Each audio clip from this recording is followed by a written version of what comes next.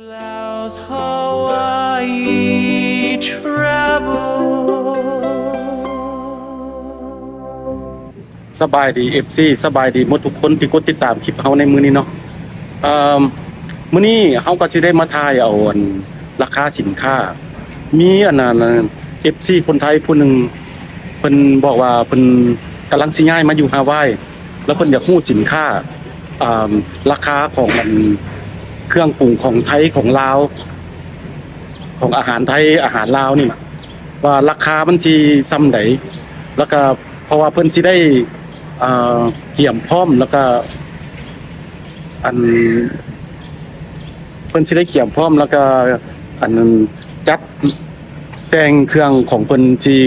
นั้นเข้ามาอยู่ในฮาวายนี่เนาะแล้วก็ให้ทุกคนได้รู้จักกันว่าอาหารลาวอาหารไทยเขาเจ้าขายหยังกันแน่มีหยังขายกันแน่อยู่ห้านลาวแต่ว่าอยู่ในไชน่าทาวน์นี่ก็เดี๋ยวนี้ก็มีห้านลาวยังเหลือแต่ห้านเดียวในไชน่าทาวน์ห้านลาวอยู่ในฮาวายนี่ก็กับบ่หลายก็ยังมีห้านหนึ่งแล้วก็ทั้งนอกอีกห้าน1 2ห้านแต่ว่าในไชน่าทาวน์นี่สิมีแต่ห้านเดียวแต่กี้มี2ห้านบัดนี้ห้านหงฟ้าก็เจ้าปิดแล้วก็ยังแต่ห้านลาวห้านหนึ่งซื้อเพิ่นก็อยู่ทางหลังนี่แหละที่เฮาเห็นฮะซื้อห้านเพิ่นวันนี้เฮาสิเข้าไปเบิ่งรายการของเพิ่นขายจังได๋เนาะเข้าไปเบิ่งนำกันอันนี้มันชื่อห้านเพิ่นลาวเอเชียนมาร์เก็ตคันเฮาย่างไปทางเบื้องซ้ายมือก็สิแม่นเข้าไปไชน่าทาวน์อันนี้ก็ถือว่าแม่นคุ้มของไชน่าทาวน์แล้วนี่แต่ว่าเฮาเลี้ยวซ้ายเข้าไปมันสิเป็นตลาดใจกลางของไชน่าทาวน์เลยเนาะบัดนี้เฮาก็สิย่างเข้าไปเบิ่งว่าเพิ่นขายหยังแด่อยู่ในห้านเพิ่นเนาะ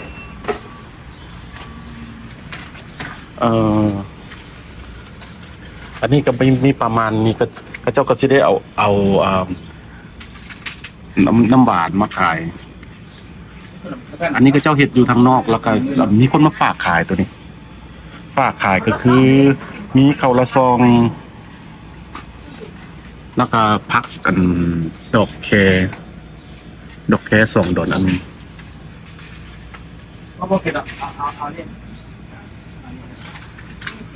อันข้าวละซองนี่6 ดอกข้าวละซองเป็นกระติบประกาศขายอยู่นี่แหละมีเจลบองมีลาวฟิชซอสเจลลาวฟิชซอสกัน13 ดอนกล่องซั่นตัวนี้มี13 ดอนตัวนี้อันนี้ส้มพักมีส้มพักแล้วก็อันนี้แม่นส้มป่าก็กล้องสูงได้จังหน่อยก็สิแม่น15 ดอนอันนี้ก็ส้มป่าคือกันอันนี้ส้มป่าเป็นโตอันนี้ส้มป่าที่ว่าเป็นคั่นแล้วเป็นคั่นแล้วเป็นตัดมีไข่พร้อมก็สิขาย15 ดอนตัวนี้เพราะว่าตัวนี้ก็สิแม่น7 ดอนส้มหมู6 ดอน 50ตัวนึงตัวใหญ่มี13 ดอนถือว่าแพงกว่าปีกายนี่เนาะแพงกว่าปีกายแล้วก็มีข้าวเหนียวเปาใหญ่ข้าวเหนียวเปาน้อย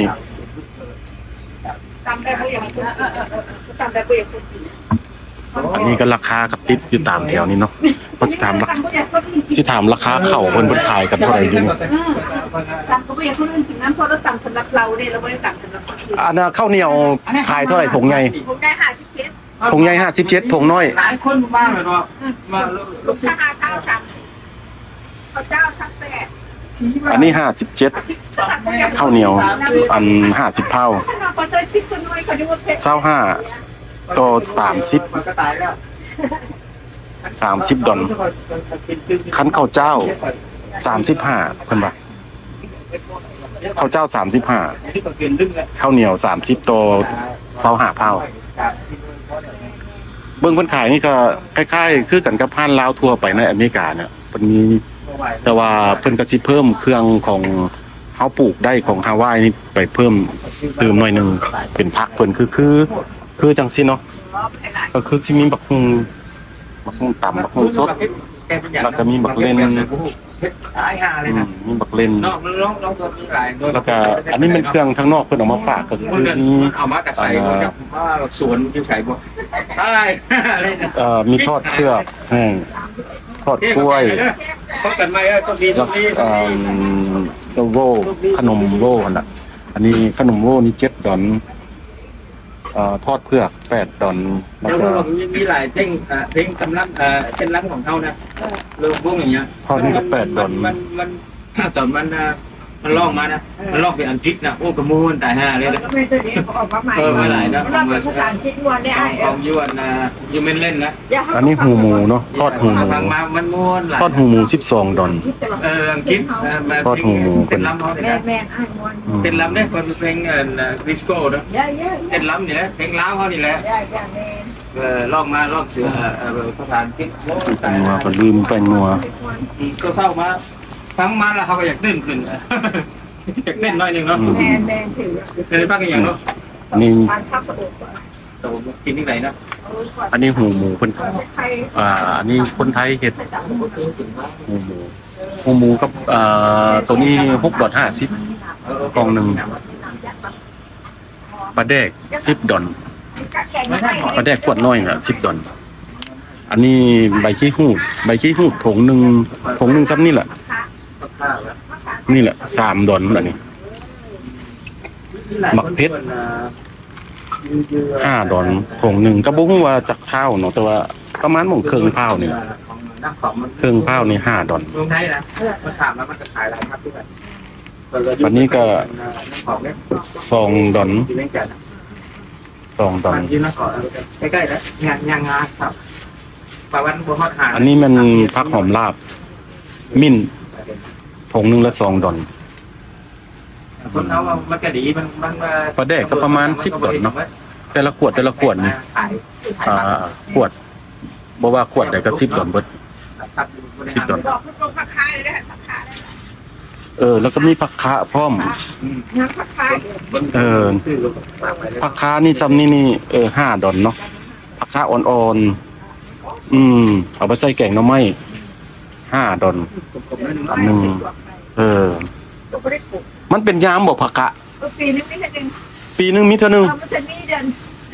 5 เดือน 6 เดือน 7 เดือน 8จะม่วยละ3 เดือน โอ้มันห้วยแล้วมันบ่เกิดเลยว่ะ มาอีก โอ้มันสิมันเป็นตามยามมันเนาะอันนี้ก็ได้ น้ำไม้ออกมันจะออกน้ โอ้เป็นยามหน่อไม้ ำออกน้ำไม้ก็ออกเดือน5 เดือน 6 เดือน 7 2 3 โอ้มันออกตามหน่อไม้ว่ะ น้ำไม้ โอ้เป็นนอกของหน่อไม้อีหลีเนาะเป็นผักหอมอันนี้ผักหอมธรรมดาเฮานี่แหละผักหอมป้อมก็หอมป้อมก็2 ดอนถุงหนึงส่วนหลาย2 ดอนอันนี้ผักยานางอันนี้ใบยานางผู้ใดอยากไปคั่นเอาก็อันละ2 ดอนละ2 ดอน เอาไปไว้ 2 ดอนมีหัวจิงไข่มีคาอันนี้ แต่มาเล่นนี่ป้ามันเท่าไหร่เนี่ย5 ดอนวะ อันนี้เพิ่นกระปุกเอาอยู่นี่เด้อันนี้หัวจิงไข่คา ทางไหนทางไหนหาเก่าๆกับนี้ทางไหนนอกขายจะหาตรงนี้ แหมเท่าไหร่เนี่ยเนาะ อันนี้เพิ่นก็ขายธรรมดาแบบนี้ 2-3 เดือนหลังบ่มีหั่นหายาก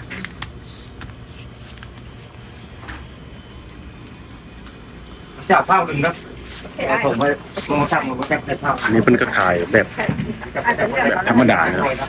ได้ชัดจับตลอดเนาะ แบบอยู่ห้านลาวทั่วไปขายเนาะแต่ว่าเฮาขึ้นมาเบิ่งแต่ว่าราคามันแตกต่างกันเท่าใดก็ว่าอยู่ฮาวายกับอยู่อันเมนแลนด์เนาะอันนี้5 ดอนอันนี้3 ดอน99หน่อไม้ส้มตัวใหญ่นี่9 ดอน99 5 ดอน49บักพร้าวตัวนี่2 ดอน70 3 ดอน50ก็เบิ่งขวดเอาเด้อ จะได้พอแล้ว มักตาว3 ดอน50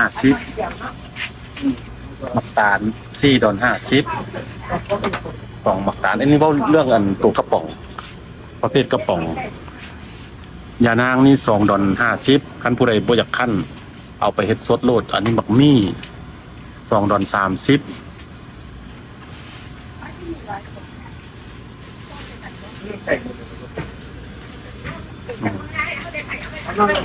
ทั้ง$4มักเงาะกระป๋องยำไยกระป๋อง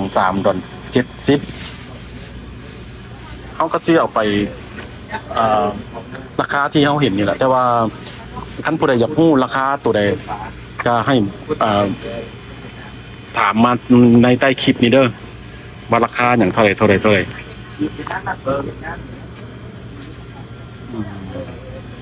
น้ำปลาที่ผลุดน้ำปลานี่$3.50ตัวน้อยตัวธรรมดาตัวนี้$3.50น้ำปลากาปลาหมึก$2.25บ่แม่นน้ำปลาที่ผลุด$2.25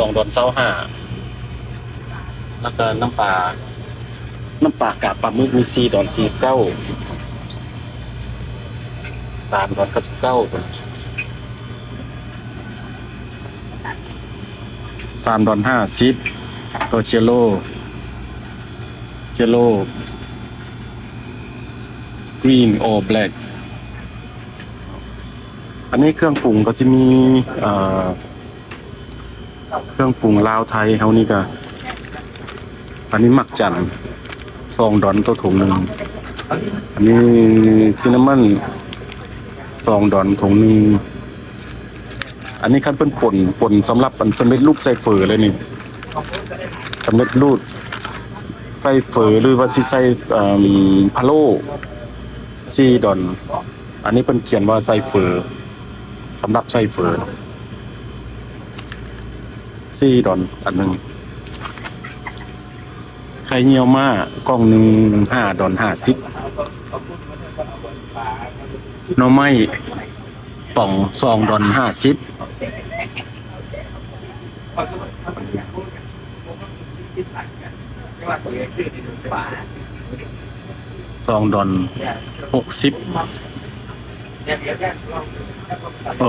ตัวนี้เนาะ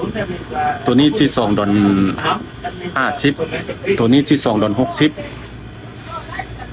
ตัวยังบ่ทันสไลด์นี่$3ก็ประมาณนี้เนาะ$5.50ตัวอันบรอดชิคเก้นบรอดตัวใหญ่$11ก็สิเป็นประมาณนี้อันนี้ของอยู่ในกระป๋องมันเป็นน้ำเป็นหยังก็ก็สิแบบเดียวกันนี่แหละคล้ายกันกับเฮาขายของขายอยู่เมนแลนด์อันนี้เป็นห้านลาวน้องเป็นขายแบบห้านของลาวแต่ว่าห้านพักลาวก็ตั้งหากอีกเด้ห้านพักลาวนี่ส่วนหลายสิเป็นแต่พักเบิดอันนี้ห้านเครื่องแห้งเขาเอิ้นว่าห้านเครื่องแห้งซะเครื่องแห้งเครื่องตู้เย็นอันนี้เคอรี่ตัวอันนี้ขวดใหญ่เด้อปองใหญ่$7ตัวใหญ่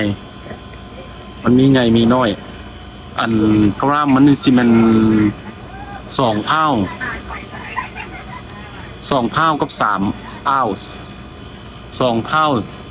3ออนซ์เขา$7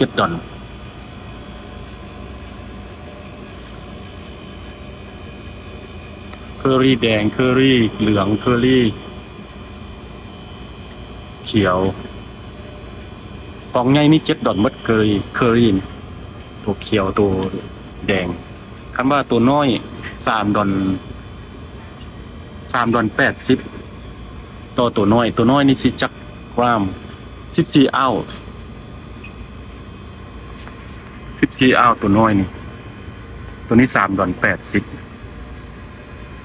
อันเครื่องปรุงเฟอร์บัดนี้อันน่ะบีฟเฟเวอร์นี่$5.50ตัวขวดใหญ่ตัวนี้นะคันขวด16ออนซ์ขวด7ออนซ์สิแม่น$3.50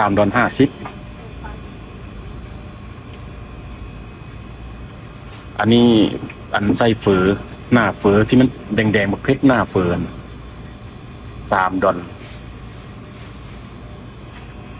ต่างกันหน่อยหนึงอันนี้ศรีราชา$6.50$2.99อันนี้$5.50เปิดจากเอาส์$5.50ตัว16เอาส์เขาก็สิถ่ายแบบบ่ละเอียดปานใดเพราะเป็นคร่าวๆไปท่านผู้ใดอยากรู้หยังก็ให้เขียนลงพิมพ์ลงในใต้คลิปเฮาเด้อคือกาแฟจังซี่เฮาขายห้านลาวทั่วไปเนาะแต่ว่าอันนี้ข้าวหนึง$5อันนี้ตัวนี้จากเมืองไทยซิเมนโตผงโอเลี้ยงเขาต้องได้ไปตองเอาวันอ๋อมันขาย$5ผงนึงไทยโอเลี้ยงวันนี้เป็นข้าวปุ้นที่มัน$2ปลายเนี่ยเพิ่นบ่ได้ติดราคาใช่เนาะนี่เดี๋ยวเพิ่นติดราคาอยู่$2.50ข้าวปุ้นเส้นข้าวปุ้น$2.50หมดแผ่นเฟอแผ่นที่เฮาไปห่อสปริงโรลไปห่อนั่น$3.99ต่อแพ็คหนึง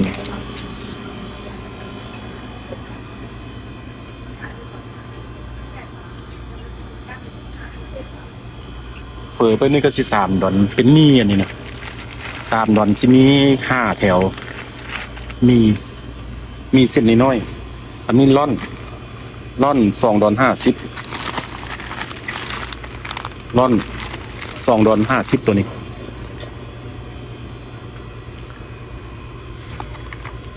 แป้งขนมนี่$3แป้งฟูขนมเนี่ยสำหรับทอดกล้วยอันนี้$8.99กาแฟ3 in 1ตัวอันนี้มีเท่าไหร่มี25ตัวนี้ตัวมี50มี$14มี50ถุง$14ผงพะโล้$2.50$5.79อันกาแฟที่เราเห็นทั่วไปอยู่ห้างลาวนี่เป็นเทียนกับ$3อันนี้ราคาอยู่ห้างลาวเด้อ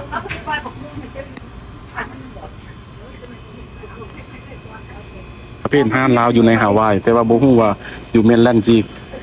ราคาสิกายกันบ่กายซำนี้บ่อันนี้ออยสเตอร์นี่$5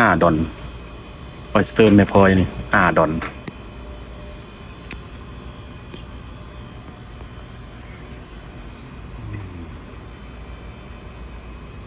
เป็นนมนี่$4นมข้น$4ตัวกาผู้เฒ่านี่$4.50กางัว$4วันนี้กาแฟเน็ตคาเฟ่$18แล้วก็คอฟฟี่เมดตัวนี้$11วันติน$9วันติน$11.75ตอนนี้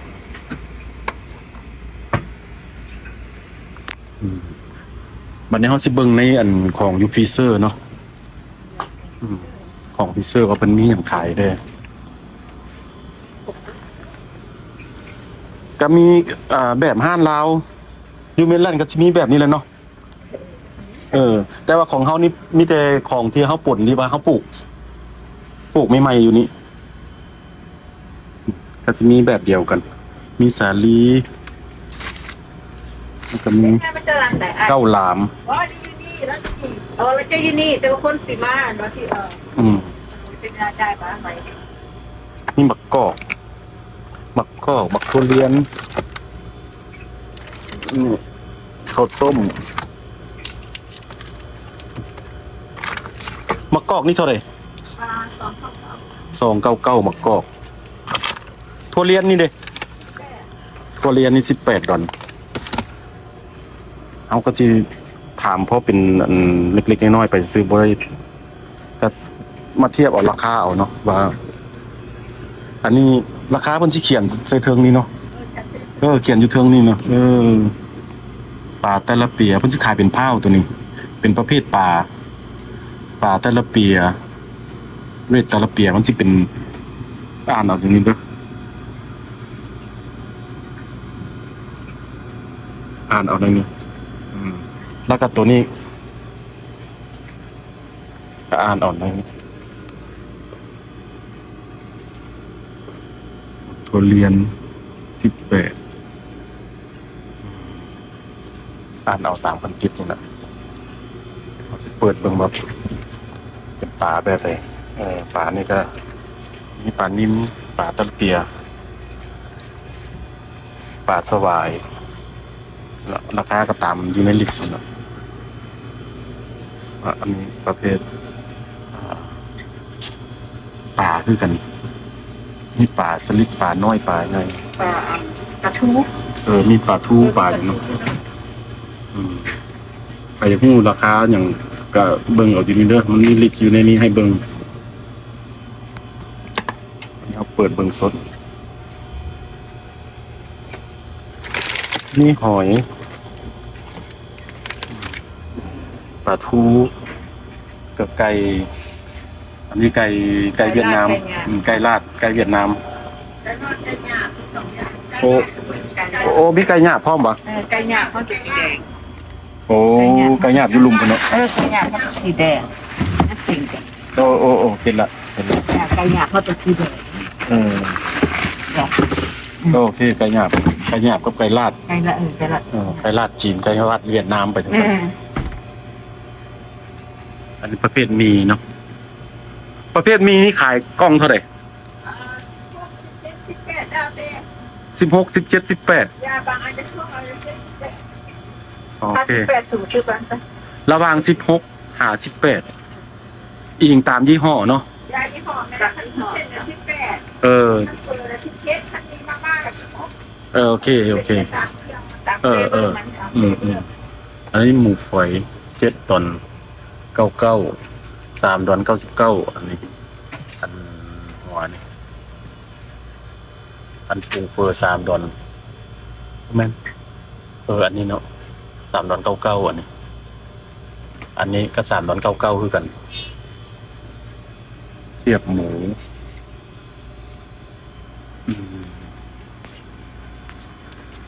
แล้วมันก็ขายยาอีกมียาสมุนไพร มีหลายอย่าง ยาสมุนไพรดีๆ8 ดอนน้ำมันเหลือง8 ดอน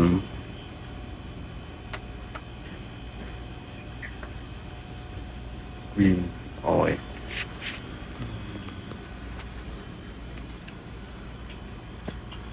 กับมีแบบบ้านเฮาเนาะครีมยูบีครีมกวนอิ่มไปจังซั่นอันนี้เป็นขาย3 ดอนอันนึงอาเซ่โอ้เห็นแต่แม่รถไส้สมัยก่อนเนาะ พอเป็นแม่เขาใส่ก็ประมาณนี้เนาะเพิ่นขายแล้วก็ศาสตร์พื้นเท่าไหร่ ศาสตร์ผืนน้อยผืนใหญ่ผืนน้อย35ผืนใหญ่49ผืนใหญ่หัดพอกันกับอันได้นิ่งรูมนะห้องรับแขกใหญ่ ห้องแขกใหญ่ประมาณ49เนาะอันน้อยอัน2ทบ35 ดอลอันน้อย35 ดอลต่อ2 ทบอัน3 ทบมัน49 ดอลมันเป็นทบไปเนาะโอ้มีกากระต่ายบินอีกอยู่นี่อันนี้น่ะเมืองไทยแม่เพิ่นแนะนำให้ซื้อแต่อยู่ลาวน่ะเพิ่นแนะนำให้กากระต่ายบินเด้อคันผู้ใดเจ็บท้องนี่ตัวนี้อีหลีคันค่อยเบิดค่อยสิเอามาหรือค่อยสิเอาไปเลยก่อนเพราะว่าอยู่บ้านบ่มีเพราะว่าเพิ่นกินเพิ่นถึกนะทุกการได้กินกระถิ่นกันเฮาได้ถึกบ่ทุกกันกระต่ายบินกินเพชรเฮาก็กินเข้าไปก็ถือทุกการกินเพชรเจ็บท้องได้ อยู่ห้านลาวก็เป็นประมาณนี้เนาะเครื่องอยู่ห้านลาวเขาแล้วก็ผู้ใดอยากรู้ราคาอย่างเท่าไหร่แล้วก็ให้เขียนลงในพิมพ์ลงในใต้คลิปของเขาเด้อแล้วเขาก็สิมาถามเพิ่น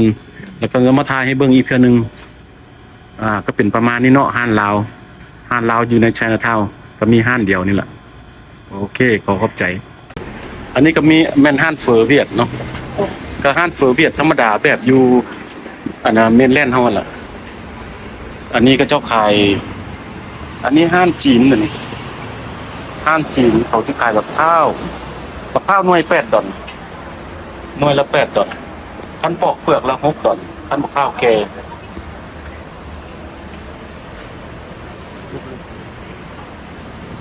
มักส้มโอนี่$2ส้มโอ$2มะพร้าวแห้งตัวเก่าก็$2นะแก่ละ$2แล้วก็อันนี้เป็นต้นแบบปลูกไปปลูกเองมะพร้าวไปปลูกเองเรียกมะพร้าว$8 Right? $4 Again. มักส้มโอสีแดง$4สีธรรมดา$3หน่วยหนึงจัดบาทจะดีจังมักฮู้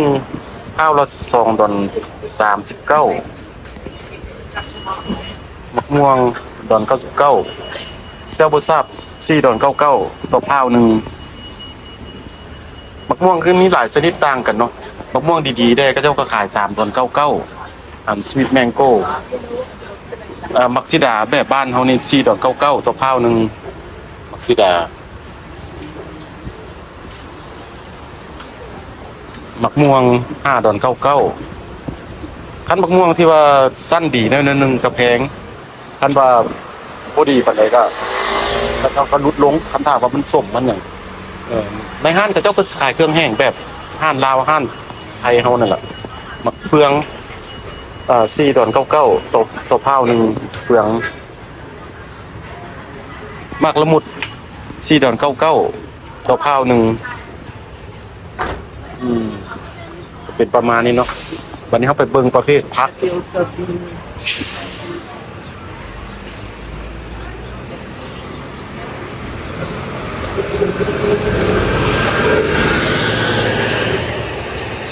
เบิ่งบรรยากาศชายนาทาวน์นี่ก็เป็นประมาณนี้เนาะก็สิบ่ได้หรูหรามาเฮาหยังก็สิแบบเพราะว่าชายนาทาวน์นี่ก็เจ้าก็ตั้งมาดุลแล้วได้บ่แม่น5 6 70 ปีแล้วบ่อันเป็นตึกเป็นอย่างของเขาเจ้านี่มันก็เริ่มต้นเก่าไปแล้วคนนั่นผู้ที่สืบทอดทั้งก็บ่มีแล้วก็เงินสิมาสร้างก็บ่ทุนอาจจะบ่พอสิได้มาเฮ็ดเบิลดิ้งใหม่ตัวนึงอันนี้ตะกี้เป็นห้างตัดผมบัดนี้ตัดผมคนไทยอันนั้นพี่พรคนไทยหนองคายแล้วมาเปลี่ยนเป็นห้างเกมอันนี้ประเภทพักเนาะประเภทพักนี่ก็อันนี้บอลลงรถเมล์ส่วนหลายคนไทยบ้านไทยซองคนฟิลิปปินส์เนี่ยเขาเจ้าสิมาไชน่าทาวน์เนี่ยเขาเจ้าสิอาศัยแต่รถเมล์เด้รถเมล์แปลว่า10นาทีมีเทื่อนึงผู้ใดนั่งป้ายรถเมล์เนี่ยนั่งอยู่บนหอมได้ก็ได้10นาทีมันมาเทื่อนึงรถที่เข้าไชน่าทาวน์นี่บ่ท่าใส่รถคือผู้เฒ่าผู้แก่บ่ท่าใส่รถเขาจะมาจอดให้รถแบบสบายสะดวกสบายวันนี้เฮาสิมาเข้าเบิ่งว่าเพิ่นขายหยังแดอยู่ในห้างนี้ก็สิเป็นห้างห้างคนจีนเขมรจีนมาจากเขมรเพราะว่าเห็นเพิ่นปากเขมรก็ได้เด้ก็บ่ฮู้ดอกแต่ครับแท้ๆมันก็เป็นคนจีนนั่นแหละเพิ่นมาซื้อเอาห้างลาวที่กี้มันเป็นห้างลาวเนาะบาดเพิ่นก็มาซื้อเอาอันผักกูดนี่ผักกูด$3อันนึง$3ประเภทผักกูดผักคั้นหน้า$3อันน่ะผักกาดซ้อม$3อีกนี่เป็นอยู่พุ่นกูโอเคใบตอง$4.99ตัวข้าวนึงใบตอง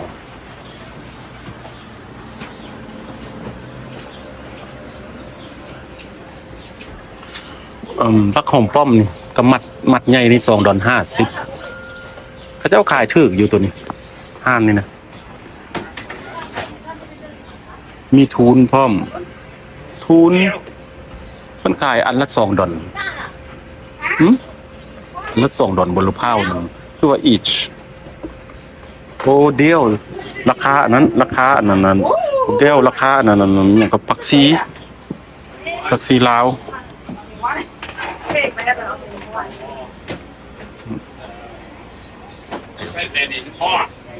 มีบักบวบบักลอยแล้วก็บักแตงดอนเก้า Sister how much for this one บักบวบ คู่ว่านาย499เท่านั้น499พาวหนึ่งบักร้อยคือกันบ่บักร้อยเท่าไหร่ Sister บักร้อย เหมือนกัน เหมือนกัน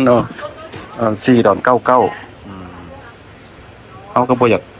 สอบถามคนหลายเนาะเพราะว่าบ่เป็นคนลาวเขาก็ย่านเพิ่นเว้าให้ก็สิมีประมาณซับแนวนี้แหละแต่ว่าเพิ่นขายหยังแดนี่มีโอกราอันนี้ของใหม่ๆอยู่ในสวนนี่มาจากสวนคนลาวนี่แหละขายบักเขือลาวพร้อมบักฮุ่งก็บักฮุ่งสดๆใหม่ๆบักฮุ่งใหม่ๆบักฮุ่งตำเฮานี่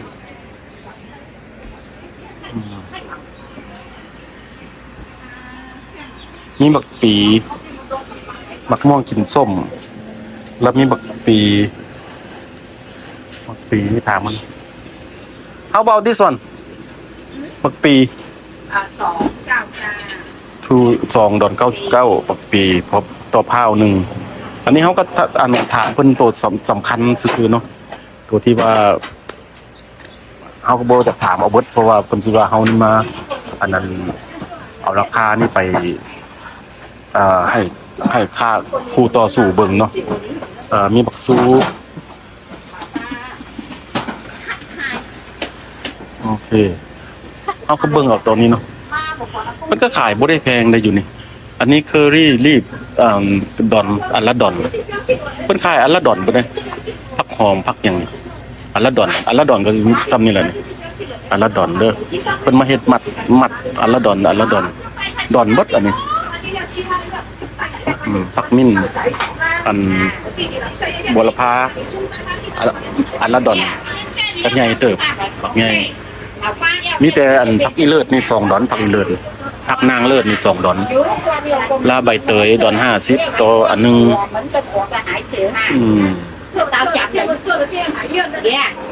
หัวจิงไข่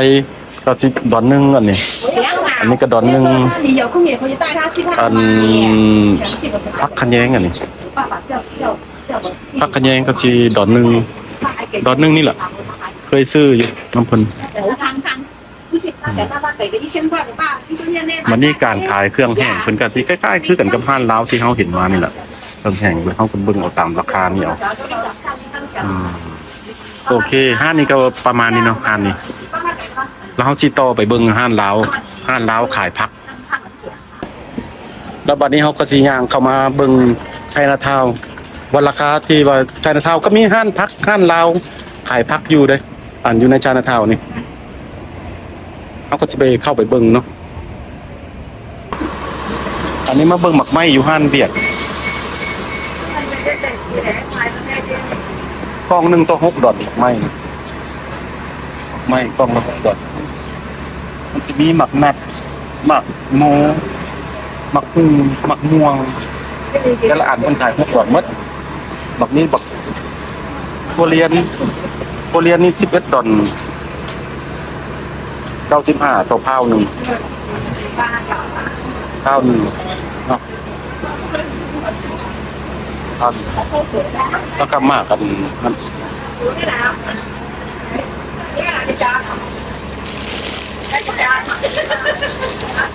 มันก็เขียนไว้นี่เนาะมากนี่เขาเอิ้นมากแลนซัมมากแลนซัม$19perพาวแลนซัมเป็นจะได้แลนซัมก็คือคล้ายๆเคยเห็นแลนซัมมาจังอันนี้ไลชี่มันจะขาย$10 9 ดอน9 ดอน95ตัวพาวหนึ่ง9 ดอน95ตัวพาวหนึ่งโอ้เดี๋ยวนี้เพิ่นขายแพงเลยมันบ่ทันแม่นยามทันแม่นยามเพิ่นก็สิ4 ดอนปลายอันนี้บ่แม่นยามเถื่อบักลำไยก็สิคล้ายๆคือกัน9 ดอน95คือกันลำไยอันนี้บักม่วงสั้นดีเนาะบักม่วงสั้นดีอยู่ในฮาวายนี่ก็สิเป็นเขาเอิ้นว่าบักม่วง PVV บักม่วง PVV นี่ดังที่สุดนี่9 ดอน95ตัวพาวหนึ่งม่วง PVV บักมี่เซลโบซับบักมี่เนี่ยก็สิเป็นพาว5 ดอนบักมี่นี่พาวหนึ่งเคยซื้อ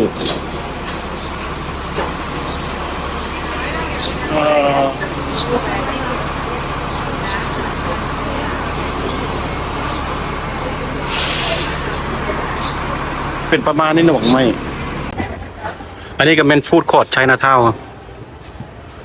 ไชน่าทาวน์ก็มีฟู้ดคอร์ทอันเดียว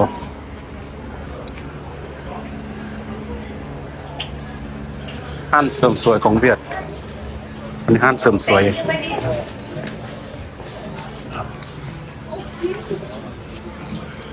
ห้างไชน่าทาวน์นี่ก็สิคล้ายๆกันเบิดซูบอนเนาะอยู่ในอเมริกาก็คล้ายๆกันมีแต่ว่าเติมของโลโก้ของไทยบ้านเล็กๆน้อยๆบนนั่งกินแล้วอันนี้เขาเข้าไปฟู้ดคอร์ทของไชน่าทาวน์มีอันเดียวนี่เนาะฟู้ดคอร์ท ฟู้ดคอร์ทก็เจ้าก็สิขายส่วนหลายสิเป็นฟิลิปปินส์ห้างฟิลิปปินส์อันนี้ห้างจีนจะมีห้างหนึ่งห้างลาวก็จะมีห้างหนึ่งแต่กี้มี2 ห้างอันนี้เขาก็บ่ได้มารีวิวห้างเนาะมันเขาเว้าเรื่องอาหารเนาะเว้าเรื่องอาหารก็อาหารนี่ก็สิเป็นจานนึง15 ดอล16 ดอลจานนึงประมาณ16 ดอลจานนึงอันนี้ห้างลาวก็มีห้างหนึ่ง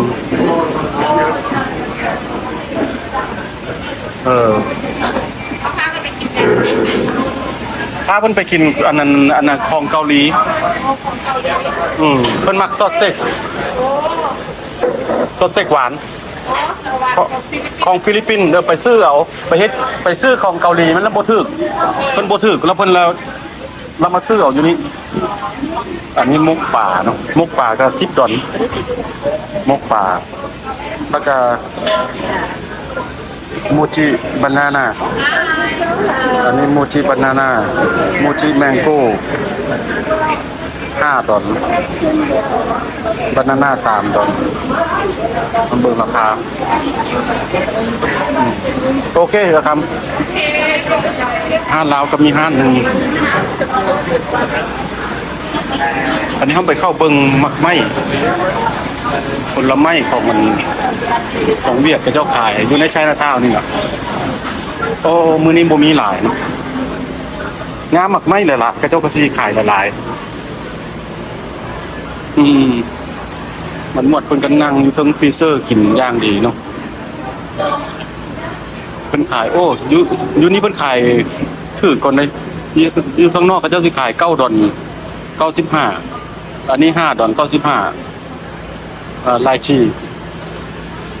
โอ้มันเป็นของดีบ่ดีเนาะตัวดีได้6 ดอล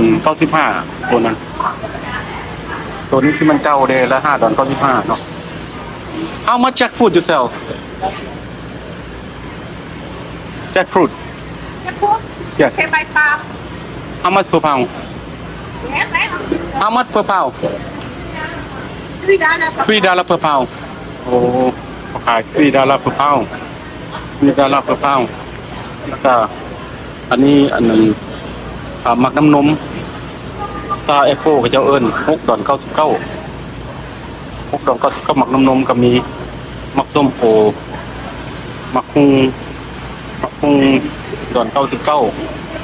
ก็เป็นประมาณนี้เนาะอยู่หันวันนี้มีการวันนี้เป็นปูเป็นปลาอันนี้ปลาก็เจ้าไปเอาอยู่ออกเส้นมาเลยแต่ว่าปลาอยู่นี่อยากแพงหน่อยนึงเด้ออันนี้ปลาชนิดดีเด้อไทยสแนปเปอร์10 ดอล50 เรดสแนปเปอร์16 ดอล95แล้วก็แมวเล็บ12 ดอล95ต่อพาวหนึ่งเด้อ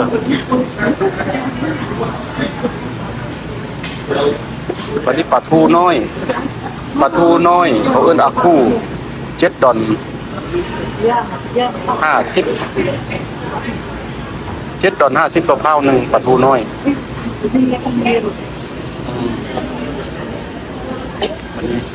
เอามือป่าสนิทนี่จะอ่านเอาตามป้ายนี่นะเด้อกันเฮาเว้าบ่ทัวบ่ถึง8 ดอล95ตัวเผาหนึ่ง11 ดอล95ตัวเผาหนึ่งป่าสนิทนี่ถ้าเป็นตอนแล้ว7 ดอล50อันนั้นประเภทป่าตัวสนิทนี่3 ดอล75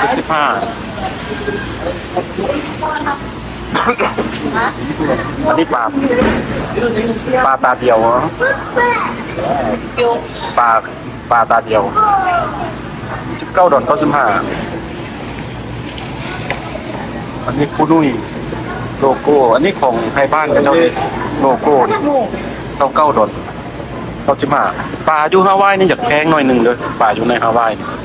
14 ดอล95ตัวนี้เขาก็เบิ่งเอาตามนี่แหละเด้อเบิ่งเอาตามป้ายมันเอาอาจจะเว้าบ่เบิดคันว่าปลาทูใหญ่เด้สดแต่ก็8 ดอล95หอยมะนิลานี่8 ดอล50ต่อเผาหนึ่งบัดนี้ออยสเตอร์ดอล90ต่อเผาหนึ่งดอล90โอ้แม่นดอล90ต่ออันหนึงนี่ดอล90นี่โอ้เฮาร้อยว่า2 ดอลซะหน่วยละ2 ดอลหน่วยหนึง2 ดอลบัดนี้ปูเขียวบ่แม่นปูสีฟ้าลูกแครบ9 ดอล50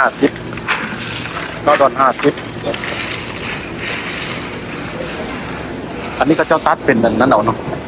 ตัดเป็นตอน16 ดอล95ก็ป่าสนิทนี่เขาเจ้าก็สิเขียนป้ายติดไว้จังซี่ล่ะเอาว่าอาจจะบ่เบิดราคาสิเป็นประมาณนี้วันนี้เฮาสิไปต่อจุดหมายเฮาก็สิไปเบิ่งห้านลาวขายผักราคาก็จะเป็นประมาณ7 ดอล95ปลาดิบที่เขาเจ้าเอามาใหม่ๆแล้วก็เจ้าก็ปาด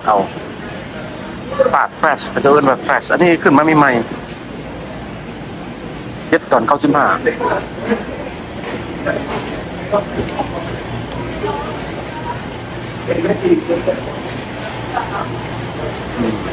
อันนี้ห้านเบียดดอล79มักม่วง4 ดอล50ต่อเผาหนึ่ง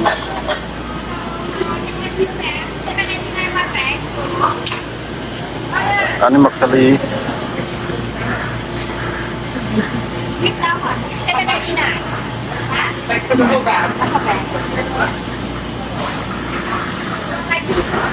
ดอน29ดอน99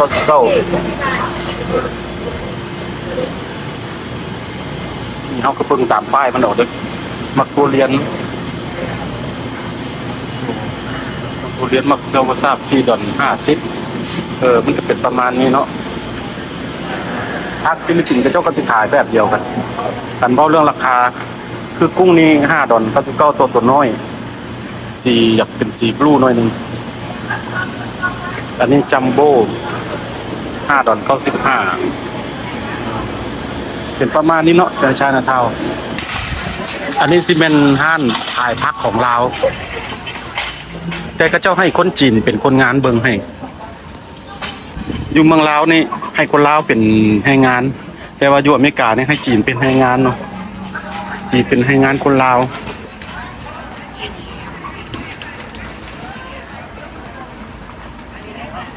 เขาเจ้าก็สิขายแตกต่างกันเนาะอัน7 ดอล99ตัวหมักลิ้นจีนี่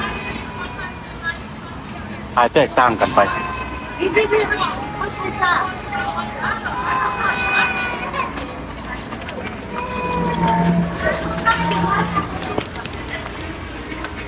อันนี้ห้านลาวมัก103.99มักบวก3.99ก็สิถือก้นห้านอันเมื่อกี้นี้ห้านเมื่อกี้นี้ก็เจ้าขาย4.99แต่ห้านลาวขาย3.99ต่ออันมักบวกกับบักลอยเขาเจ้าบ่ได้ขายราคาคือกันในชานาทาวน์นี่อันนี้มัน4.99มักอกว่า4.99มักตัวดินสด7.99มันเผา3.99กระเพราหนึ่งหน่อไม้บัดนี้หน่อไม้อย่างมันใหญ่แท้บักใหญ่เลยหน่อไม้อันนี้คือมันงามหน่อไม้บ่จักโอ้หนักขนาดเลย6.99หน่อไม้นี่อันนี้ตัวน้อยเดี๋ยวนี้นะโอ้ย่อถึงบ่ขึ้นพุ่นน่ะห้อยอันนึงสิบ่มัน5-60ดอลพุ่นว่านี่มันหนักแท้6.99ป้าหนึ่ง6.99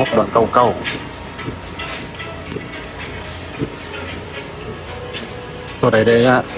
ที่น่าสนใจเลยอันอื่นมันก็เป็นคล้ายๆคือกันหมด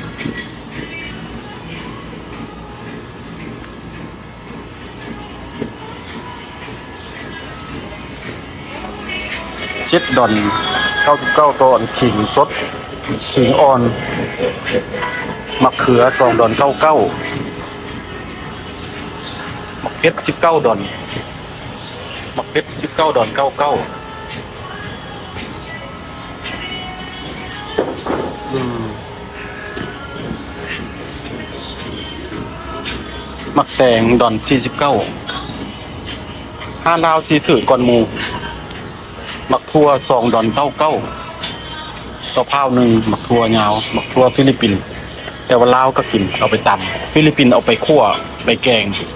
แต่ลาวเอาไปตำ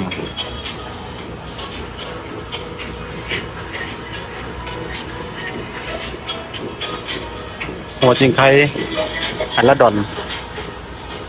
หลายเติบมะเขือนี่$2.99อันนี้มันแฮวแล้วแต่เขาขายอยู่สวนนี่$3เลยโตสดๆใหม่ๆแต่ก็เจ้ามาขายอยู่นี่กะสิแพงอยู่ตอน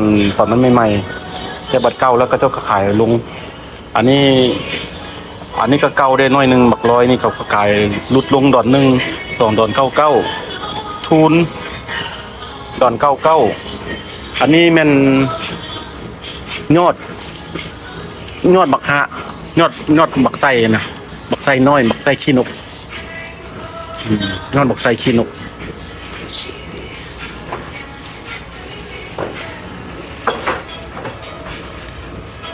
ยอดบักไส้ขี้นกก็สิขายประมาณ$3นี่แหละนี่หลายเติบ$3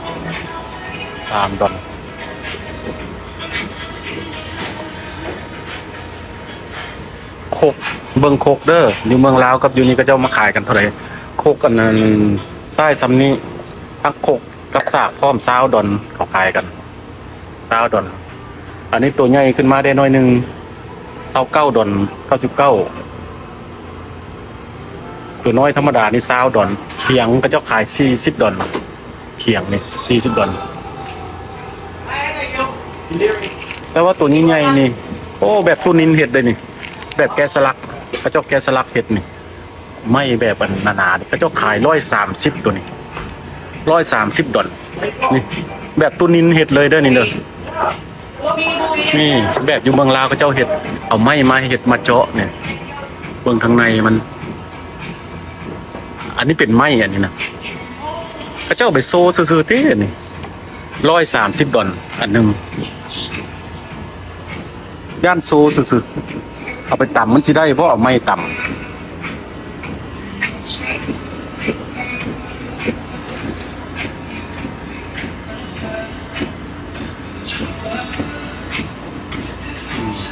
ราคาก็เป็นประมาณนี้ราคาเครื่องแห้งเครื่องอย่างก็คล้ายๆทอกันนั่นแหละอันเป็นขวดเป็นอย่างนี้เขาสมาเบิ่งตัวที่ว่าเขาบ่ทันได้เว้าปลาทู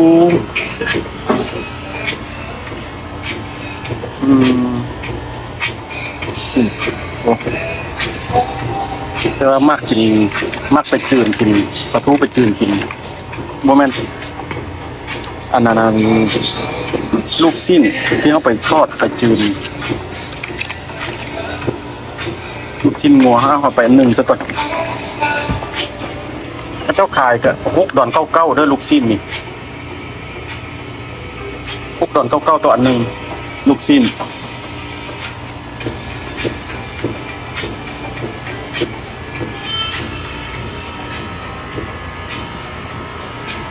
เครื่องตู้เย็นก็ขายทั่วไปเนาะทั่วไปคือกันเบิดกับอยู่เมนแลนด์แต่ว่าพักก็จะปลูกเองอยู่นี่แต่ว่าเป็นไข่เป็นอย่างก็เอามาแต่เมนแลนด์เดแล้วก็ของอยู่นี่เดขั้นของอยู่นี่ก็เจ้าขายแพงขั้นเอามาแต่แผ่นดินใหญ่อเมริกาก็ขายถือกว่าเก่าขั้นของเฮ็ดเองนี่แพงนี่อย่างกระยาปลูกเองนี่แพงหมดอยู่ในฮาวายนี่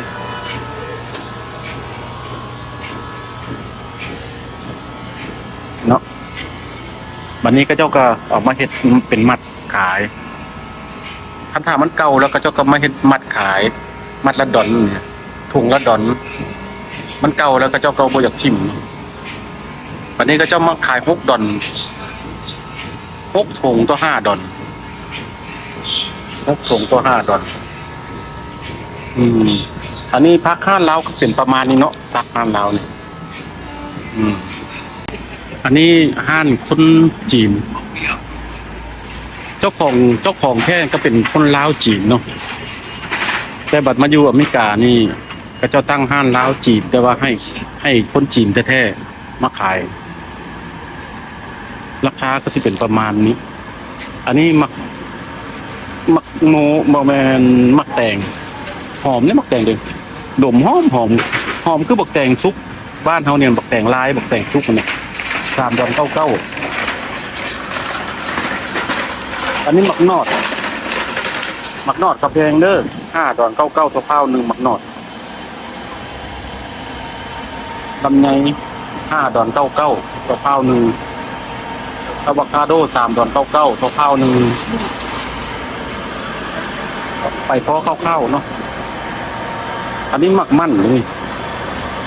มักมั่น$4.99ตัวเผา1มักมั่น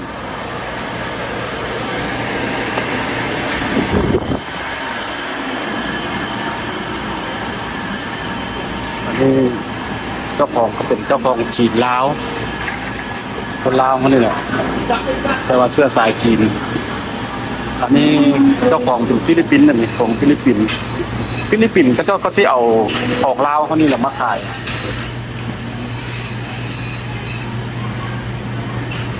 ส่วนคนลาวเบิดปลูกนี่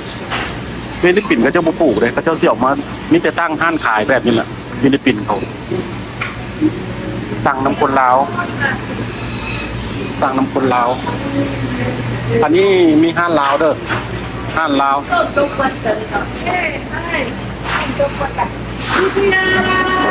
Hello brother you finish เก็บห้านแล้วบ่ขายจนหมดเก็บห้านใบเนาะ แล้วไฟม่วงนี่แล้วเปียกพอละ พอแล้ววะเอาพอละ ก็ใหญ่แล้วนะหลอกไส้เป็นบาวละมีแฟนละที่นี่ติดก็แฟนละนี่ มีในใจแล้ว อ๋อมีในใจ มีในใจ นี่เนาะ โอ้จักโมงเจ้าโมงปิด ไม่ได้นี่ละ เวลานี้แต่ว่าตอนมาขายจักโมง 6 โมงครึ่ง 6:30 กับพิษเวลานี่ ปิดเวลานี้โอ้ เรากลับมาแล้วเขาบุกพิษกระยาเขาแต่คนพิษเวลานี่ บ่ เดี๋ยวเปิดเอาชี้โมงกันแล้วแต่คนบุกก่อน โอ้ พ่อละสักคน ได้สมควรแล้วพอแล้วเนาะ พ่อแล้ว มัน ต้องการมาเกี่ยวเซลผม โอเค เพราะว่าแกต้องหัวได้ไหมล่ะ เย้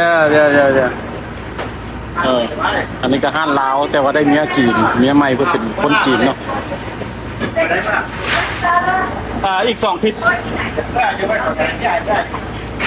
เดี๋ยว โอ้โห เดี๋ยวคุณจะคิดว่าแล้ว อันนี้ห้านจีนเนาะตัวห้านฟิลิปปินส์จีนขายให้ฟิลิปปินส์อันนี้ก็เบิ่งกระเจ้าขายประเภทนี่แหละอยู่ในฮาวายนี่กระเจ้าขายประเภทพักประเภทอย่างเรื่องมาจังไดนี่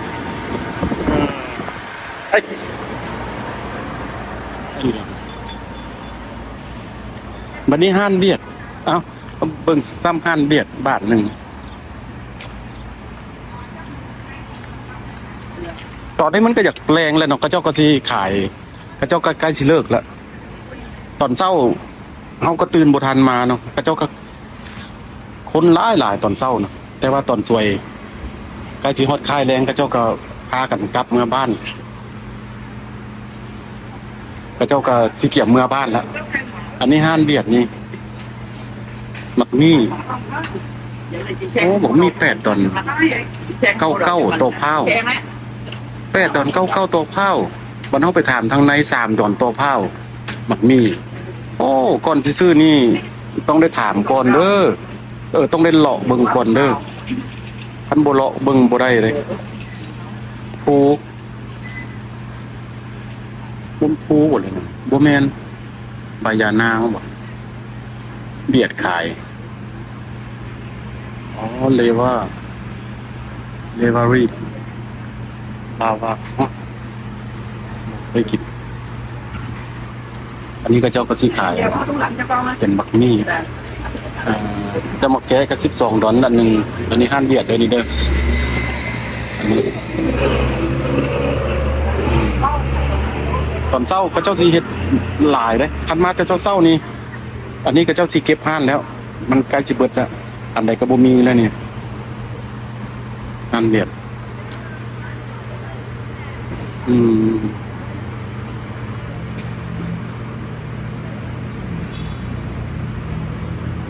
เป็นประมาณนี้อ่านนี่อันนี้เขามาข้ามมาอีกฝั่งหนึ่งเขาเจ้าก็สิขายมักไหม้กับจังสิล่ะ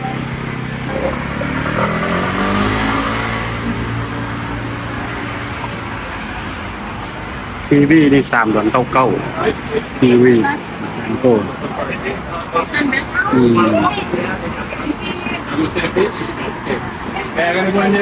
แถวนี้ก็เจ้าขายหลายฟังนี่9 ดอน 99 ตัวเผาหนึ่งอันนี้มันหมักได้ทีแล้วก็เศร้าทราบก็3 ดอน 99โอ้4 ดอน 99ต่อมักเกี่ยง4 ดอน 99ตัวเผาหนึ่งมักเกี่ยงนี่มันบ่อยากงามปานใดเนาะก็สิบ่แม่นยามมันก็บ่งามมักละมุด4 ดอน 99ตัวเผาหนึ่ง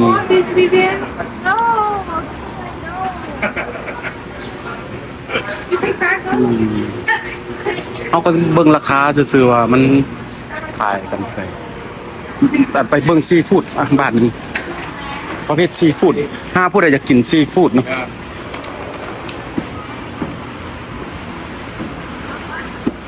อันนี้ห้านหมูสดเลยซีฟู้ดนี่เอามันจะเป็นประมาณนี้มีอลาสก้าแควร์พร้อมเป็นปู16 ดอนปูนั่งกินน่ะ16 ดอนต่อเผาหนึ่งลาบเซอร์17 ดอนต่อเผาหนึ่งอยู่ห้านนี่ถูกเด้ออยู่ห้านนี่น่ะแล้วหอยงวงสร้างนี่35 ดอนต่อเผาแล้วก็ปูอลาสก้าก็จะปู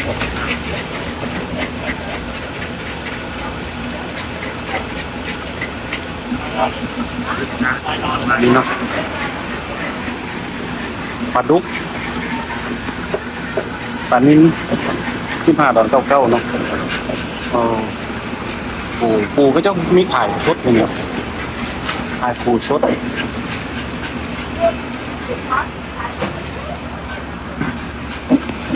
คำถามว่ามันตายแล้วเก่าแล้วก็เจ้าก็สิมาลดราคาลงเลย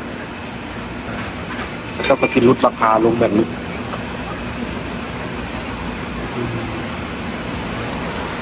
ราคาก็จะเป็นประมาณนี้มันสปอร์ตซีฟู้ดก็เป็นประมาณนี้เนาะราคาอยู่ไชน่าทาวน์ราคาพักและของแห้งแล้วก็หมักไหม้ผลไม้อยู่ในฮาวายนี่เนาะก็เป็นประมาณนี้ราคาเฮาก็สิจบคลิปเฮาไว้แต่เพียงเท่านี้ก่อนเนาะถ้าว่าผู้ใดต้องการอยากรู้ราคาตัวใดก็ให้เขียนลงพิมพ์ลงในใต้คลิปของเฮาเด้อ แล้วเขาสิมารีวิวมาเบิ่งให้ว่าราคาอย่างเท่าใดคลิปนี้ก็เบิดเพียงเท่านี้เด้อท่านว่าผู้ใดมักผู้ใดถ้าว่าผู้ใดมักคลิปเฮาก็กดไลค์กดแชร์กด Subscribe ให้แด่เพื่อเป็นกำลังใจให้เฮาได้มาอันรีวิวถ่ายเอาอีกต่อไปเด้อก็เบิดไปเพียงเท่านี้